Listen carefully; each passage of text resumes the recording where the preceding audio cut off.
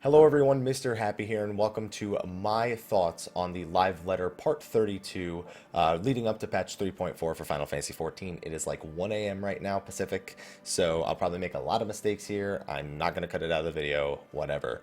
Once again, I have a disclaimer at the top of this right now. First of all, thank you, Marco, for doing the translations. As always, you are the man.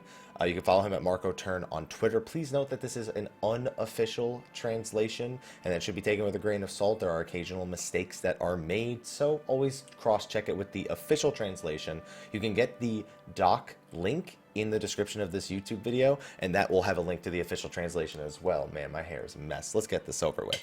So, they started the trailer with the patch 3.4 trailer itself. I will be doing a dissection of it. I can't really do a live first reaction of it anymore because it was aired during the live letter, so I won't be doing one of those videos, but we'll dissect some of the different aspects of the trailer, the patch 3.4 trailer itself, in the next few days. We've got a little bit until patch 3.4 actually drops. They showed some new main scenario stuff. They showed Alexander the Creator, and they have done a phenomenal job giving it a better aesthetic, especially towards the later half of Alexander. They showed Super Faust at the very beginning. They showed a Super Goblin in a very interesting arena that it's a long rectangle and you're pushed back and forth between the rectangle. There's a lot of things on the sides that you have to avoid and a lot of mechanics there. So it looked really cool. Also, Ark from Final Fantasy IX, the summon, looked to be the third boss, and it looked like he transformed into an airship, and you had to jump onto his back and have him ride you around in order to avoid an attack. So that looked fantastic. And then, of course, the final boss of Alexander will be Alexander Prime, and they, again, look like they did a phenomenal job making the fight just visually spectacular. I did get a very Turn 13 feel from it, which is a good thing for Alexander, and it looks like the entire arena actually takes place on a clock. I'll be sure to mention some of these things when we break down the trailer later. They showed the apartments. I recently did a video regarding new information about the apartments, and they showed the aquariums in there, which we'll talk about a little bit later here. New hairstyles. There was some new Alexander music that was shown, some new recipes that were shown. They showcased Zelphatol, one of the two level 60 dungeons that are being added. Looks to be a huge dungeon with some pretty interesting boss fights. The final boss, the Ixal, was like jacked. He looked like the King Ixal. He almost looked like an Emulsia, and he summoned Garuda as a pet. It looked quite mechanically heavy, but sometimes the trailers make the fights look more mechanically heavy than they actually are, so we'll see how it actually ends up working out. They also showed the Great Cabal Library, which showed the demon in the demon book actually leave the book to fight you, but he summons tons of books in order to attack you with.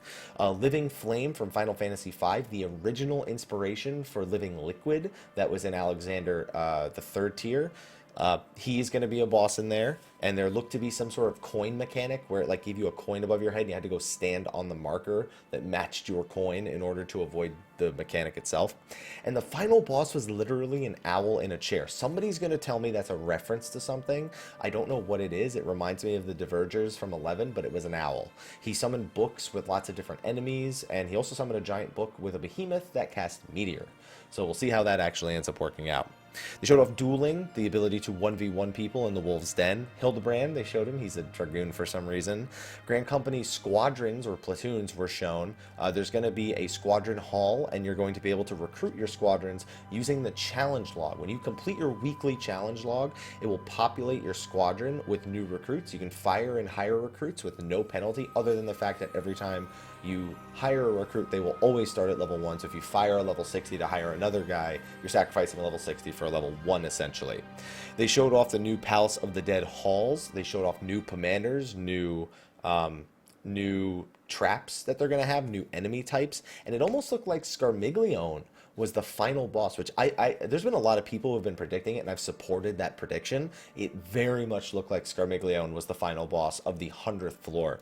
Keep in mind, floors 51 through 200 will be added, and the story will end at 100. 101 to 200 will essentially be a super challenging version of Palace of the Dead.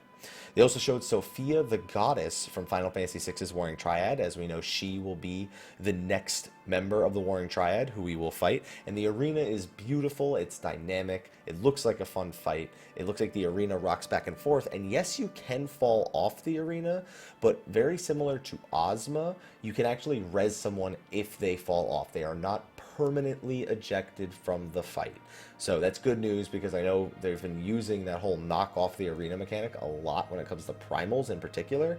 So having the ability to resurrect somebody is definitely an advantage.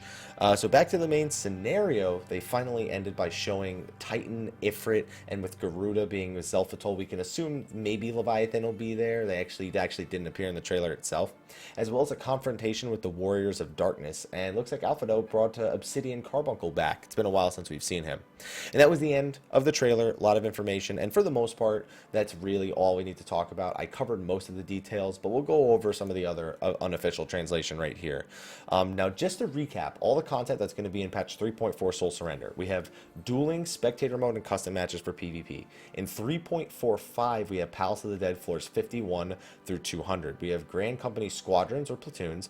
We have Wondrous Tales, which we'll be going into in great detail here. It looks like a wonderful piece of content. Triple Triad Battle Halls, Duty Finder Triple Triad, essentially Duty Finder Lords of Verminion. We have the apartments, which there are going to be over 6,000 of per server, 90 per ward, and then with all the wards that there are, it essentially equals out to about 6,400 houses, 500k to buy those. There's going to be aquariums that you can put in the apartments, which again we'll touch on in a little bit. The new dungeons, Zelphatol and Great Kubal, Sophia the Goddess, Normal and Extreme, Alexander the Creator, Normal and Savage, the Double Cross Hotbar, the main scenario itself, Hildebrand, the Scholastic Kit, adjustments to the Diadem, the new Tombstone, new crafted gear, etc., etc. Anywhere it says audio is dead, it's just something that happened on the stream. I should probably delete it because it doesn't matter right now. They showed off some of the new gear, which looked alright. It looked pretty cool. They queued into Sophia the Goddess just to show off the arena a little bit. I'm just deleting it as it goes. The first part of the fight, the Atma weapon theme will play similar to Sephiroth. The second half will have a completely unique theme. YouTube audio is back. Let's see. Sophia even has a voice actress, which was kind of strange because I wonder if that's going to add authenticity. It's going to make it more impactful. I actually want to do that fight with the voice acting on now. It says the mechanics are actually going to be quite difficult to figure out for Sophia. Once you figure them out, you'll be fine. But figuring them out, he expects people are going to have a hard time doing. They also showed off dueling. You know, you right-click someone in the duel area. Now you have to go to the Wolf's Den in order to duel. There's a new arena that actually allows you to duel within its boundaries, which will be designated by a glowing boundary. While you're in there, you can 1v1 duel anyone. No job restrictions, no level syncing, no item level syncing. All you do is right-click them and challenge them to a duel. If they accept, duel starts after a short countdown. Now, keep in mind, this is not an instanced area. You can queue into the Duty Finder while dueling, and if you need to surrender a duel for whatever reason, change jobs, whatever, just leave the designated area, and you won't have to worry about that. Yoshida bullied Foxconn. He murdered him pretty hard. They also showed off spectator mode. Now, spectator mode will only work in custom matches, so we're really hoping that in 3.5, when the crossover party finder is added, that you'll be able to create custom matches throughout an entire data center in order to properly hold a PvP tournament. I'm just hoping that it ends up working out that way. Now, let's see. Excuse me for clearing my throat right there. They showed off apartments, 90 apartments per building. It's over 6,000 per server. We covered that. Chocobo housing, which is just a new skin for regular housing, is confirmed for 3.4. Chocobo stables will be in front of the apartment. Any one of the tenants can use it, and it has most of the features of a regular Chocobo stable, but it says that it doesn't have all of them. I don't know which ones it doesn't have, though. They showcase the lobby, which is shared across all the tenants, and the room size itself is the same size as a free company room. Of course, thing being here is that you're not tied to a free company. It's a personal apartment. They also showed off the aquarium. They have 3 different sizes: normal, medium, and large. The normal is about the size of a fishbowl. The large is it's huge. And of course, depending on what size the aquarium is, depends on how many fish you can put in it, how you can decorate it, etc., etc. You're subject to 1 aquarium per house currently. They said that that's just to make sure that it's stable. In the future, they will probably increase the amount of aquariums you are allowed to have inside of a house. Now, the aquarium itself actually has its own unique interface. You're able to decorate it to some degree, and you're even able to choose which fish you'll put in it based on size. These are fish that you've caught, and you'll be able to put them in there. So, for example, there's small, medium, large, and extra large fish. There's a maximum capacity of 7, but you can only actually put 4 fish in the aquarium. They each have a capacity point. So a small fish is 1 capacity point, a medium fish is 2, a large is 4, and an extra large is 7. So you can only have 4 fish maximum, but it can be any combination as long as it doesn't breach the capacity marker of 7. So you can have 1 extra large fish, you could have 1 large fish and 3 small fish, you could have 3 medium fish and a small fish, etc., etc. Or you just have 4 small fish. And they're also currently looking into options for skyfish, which means we make it a sky aquarium, whatever the hell that means, a sky aquarium. We'll see what actually ends up happening. They also confirmed there will be new big fish in patch 3.4 to accompany the aquarium so people can show off their big fish. They're going to be adding 10 big fish per patch now that the aquarium is in the game. Grand Company platoons, they showed this. A lot of people are comparing it to garrisons or Final Fantasy Tactics missions, because you could send NPCs on missions in Final Fantasy Tactics as well. Now, currently, they're just setting the framework. You unlock new recruits again by doing the challenge log, and then once you have them, they'll start at level 1. You put them into squadrons of 4. They get a combined power rating, and based on that combined power rating, they either succeed the mission or fail the mission, get better rewards, worse rewards. For now, it's basically the same as the retainer system, except for the whole weekly challenge log, rewarding you for your weekly challenge log aspect. But this is, again, just the framework. They specifically mentioned on the live stream the current plan is to expand upon this, including the ability to run dungeons with your platoon mates. We'll see how that actually ends up working out, because they've made a lot of promises in the past for things that involve the duty finder and NPCs, chocobos, and they never came through. So take that with a grain of salt, but it's nice to see that they're sort of rewarding your weekly challenge log in a new way by adding these recruitments and whatnot. So Wondrous Tales is I say new content. It's really just another means of rewarding you for doing old content. So basically what it is it creates, you go and pick a book up from Chloe Aliapo in Idleshire. It's a small Mikote child, and she gives you a journal, and you can get 1 journal per weekly lockout. Now, in order to get rewards from your journal, you have to complete tasks, and those tasks can include things like doing turn 9, or completing Labyrinth of the Ancients, or doing Extreme Ifrit, or maybe doing Zelphatol. It's a mix of 16 different tasks that you're tasked with doing, and each task has a sticker associated with it. Getting certain combinations or layouts of certain stickers allows you to get certain rewards from your book itself. Now, these rewards start very minimally. They start with things like Poetics and Grand Company seals, but eventually, if you get a really good combination of stickers, what you actually end up getting is the option to obtain item level 250 crafted gear, HQ crafted gear, and even the new crafted gear for crafters and gatherers themselves. And there's another catch. If you do get the ultimate reward from Wondrous Tales, and it's one of those pieces, it has the opportunity to have more than 2 guaranteed materia slots. For example, if you make an I-220 crafted piece right now, it has 2 guaranteed slots for most of them, obviously, not for the accessories, but for the armor pieces. You'll have those 2 guaranteed slots where you're like, you know what, my materia meld will always be successful. This gear, it is the same item level 250 gear that the crafters can make. The one caveat is that if you manage to get this, there's a chance you'll have maybe 3 guaranteed slots, or 4 guaranteed slots, or even 5 guaranteed slots according to what we saw there. And it even has the designator SP at the end of the list. So from what I understand, you will be able to sell this Wondrous Tales gear. It is not locked to your character in any way. You can trade it with other people. So it's really, really trying to incentivize doing old content for a chance at getting current raid relevant gear, crafted armor, gil, tomestones, whatever it is that you're actually looking for. And it's also, again, incentivizing things like coil and old extreme primals in the process. Now, there is another thing.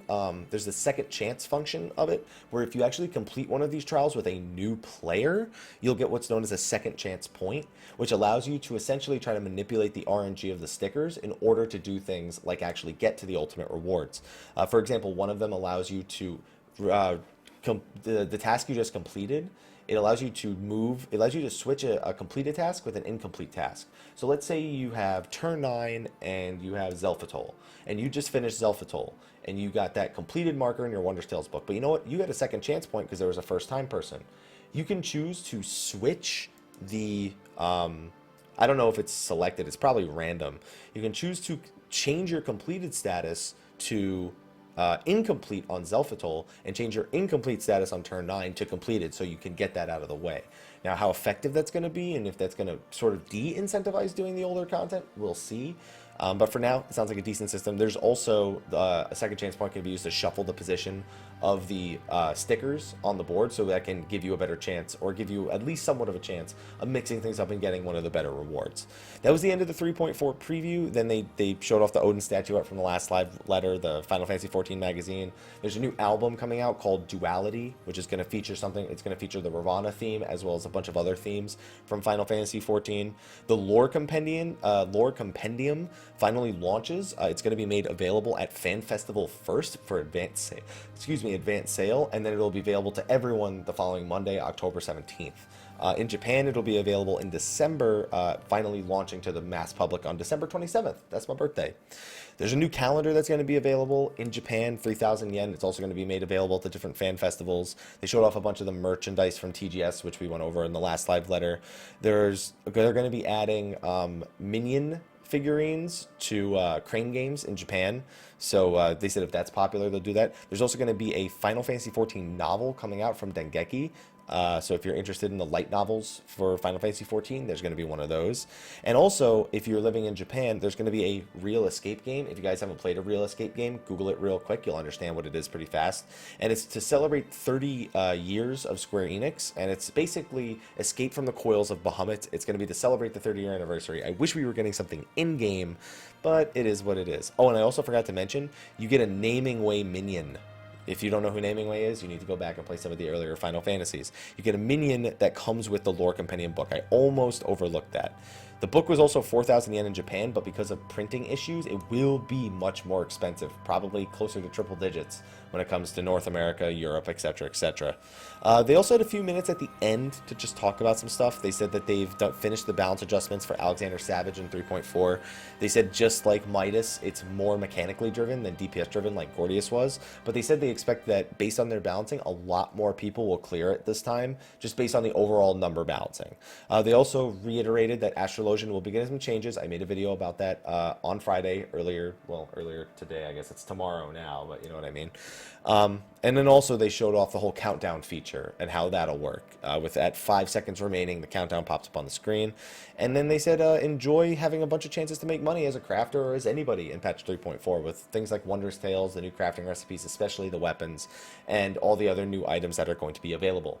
And that is going to be a wrap for my overview on the patch 3.4 live letter. You can tell I was quite excited about some things, but it's like I said, it's like 1 a.m. here, so I'm trying to keep my voice down a little bit.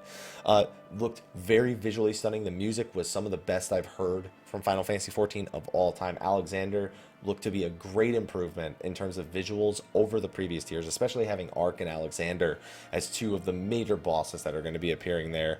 Apartments, still iffy about that. Zelfatol looked amazing, still upset that it's not a zone itself. Great Cabal looked fantastic, especially seeing Living Flame and that owl on the chair. Hildebrand, funny as ever. Squadrons, interested in checking it out. Dueling, well, can't complain, at least it's not locked. Palace of the Dead isn't for another 5 weeks after the patch launches, so that's not going to be available right at 3.4. Kind of works out, so I have time to do other things. Sophia the Goddess looked and sounded beautiful. Looks like it's going to be a really fun Extreme Primal fight. And the main scenario looks to be really, really heavy this time. So I'm definitely excited for patch 3.4. Tell me, what are you most excited about for patch 3.4? Maybe Triple Triad Battle Halls. Maybe that's your thing. Or Lords of Verminion in the Duty Finder. Let me know in the comment section of the video below. Again, thank you for watching. Be sure to like, favorite, subscribe, and share. And I will see you all in the next video or on my live stream. Thank you again, Marco, for translating. And until next time, take care.